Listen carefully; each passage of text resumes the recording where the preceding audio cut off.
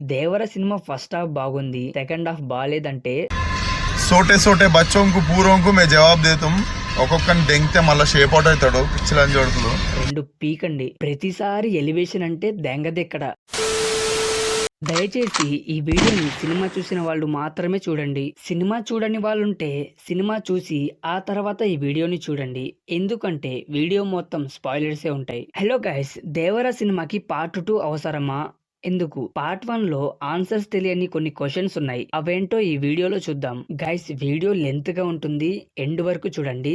ఇక క్వశ్చన్స్ విషయానికి వస్తే, సినిమా స్టార్టింగ్ లో దయా యతి గురించి మాట్లాడుకుంటారు. ఈ దయ ఎవరు, యతి ఎవరు, ఏదో జరగబోతుంది అన్నట్టు మాట్లాడుకుంటారు. అసలు కథ మొదలయ్యేదే వీళ్ళ దగ్గర నుంచి. అసలు వీళ్ళిద్దరు ఎవరు? తర్వాత అజయ్ ఎర్ర సముద్రం దగ్గరికి వెళ్ళటం, ఇక అక్కడి నుంచి సినిమా మొత్తం దేవర సైడే వెళ్ళిపోతుంది. తర్వాత అజయ్ వెళ్ళటం, మురళీ శర్మ కనిపించకుండా పోవటం, అసలు మురళీ శర్మ బ్రతికే ఉన్నాడా, ఉంటే ఎక్కడున్నాడు? తర్వాత అజయ్ అభిమన్యు దగ్గరికి వెళ్ళేటప్పుడు అభిమన్యు కాళ్ళు విరుగుంటుంది. మరి ప్రకాష్ రాజ్ కథ చెప్పేటప్పుడు కాళ్ళు చేతులు బానే ఉంటాయి. మరి తన కాళ్ళు విరగొట్టింది ఎవరు? యతి అనే వ్యక్తి మురుగన్ని కలవటానికి 3 నెలల క్రితం వెళ్ళాడు, ఇంకా తిరిగి రాలేదు. యతికి ఏమైంది? 3 నెలలైనా ఇంకా ఎందుకు తిరిగి రాలేదు? అజయ్ భైరవాన్ని అడిగినప్పుడు భైరవ వాళ్ళు మేం సముద్రం మీదకి వెళ్ళి చాలా సంవత్సరాలైంది అంటారు. చాలా సంవత్సరాలైతే 3 నెలల క్రితం ఆ లొకేషన్ కి మురుగన్ని కలవడానికి వచ్చిన యతికి ఏమైంది? ఎందుకు అప్పటి నుంచి కనిపించకుండా పోయాడు? ఒకవేళ మురళీ శర్మ చనిపోయి ఉంటే చంపిందెవరు? సైఫ్ అలీ ఖాన్ కి మురళీ శర్మని చంపాల్సిన అవసరం లేదు. మరి ఎవరు చంపుంటారు? తర్వాత కథ చెప్పేది ప్రకాష్ రాజే, కథలో ఉన్నది ప్రకాష్ రాజే. మరి ప్రకాష్ రాజ్ పాత్ర ఏంటి? మరెందుకు ఎప్పుడు చూసినా ఏదో కోల్పోయిన వాళ్ళలాగా దిగులుగా ఉంటాడు? అసలు ప్రకాష్ రాజ్ ఎవరు?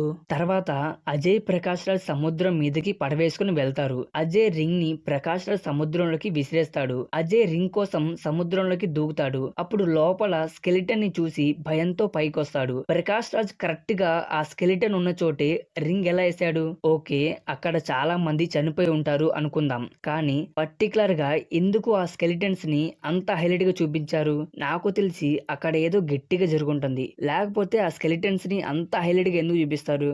తర్వాత రాయి మీద రాసుంటుంది కదా, అది దేవర వాయిస్ తో వినిపిస్తారు. అది దేవర చనిపోక ముందు రాశాడా, లేక దేవర చనిపోయిన తర్వాత తన కొడుకు రాశాడా? ఒకవేళ కొడుకే రాశాడు అనుకుందాం, చిన్న పిల్లడు అంత ఇదిగా ఎలా రాస్తాడు?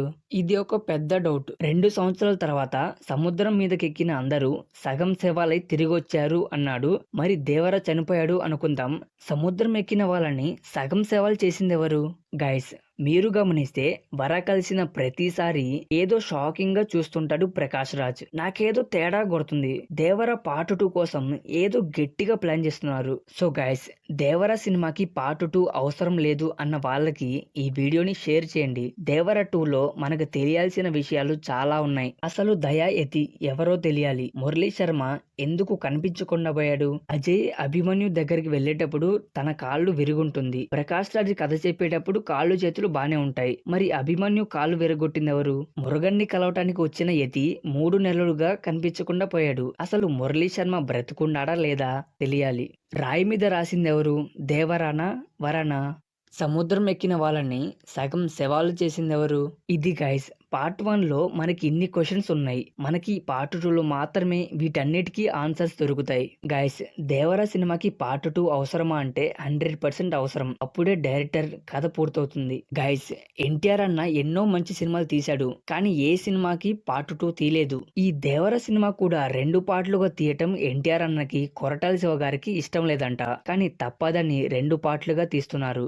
దేవర సినిమా ఫస్ట్ హాఫ్ బాగుంది, సెకండ్ హాఫ్ బాలేదంటే రెండు పీకండి. ప్రతిసారి ఎలివేషన్ అంటే దెంగదెక్కడ. సో గైస్, ఈ వీడియోని లైక్ చేసి మన ఛానల్ ని సబ్స్క్రైబ్ చేసుకోవటం మర్చిపోమాకండే.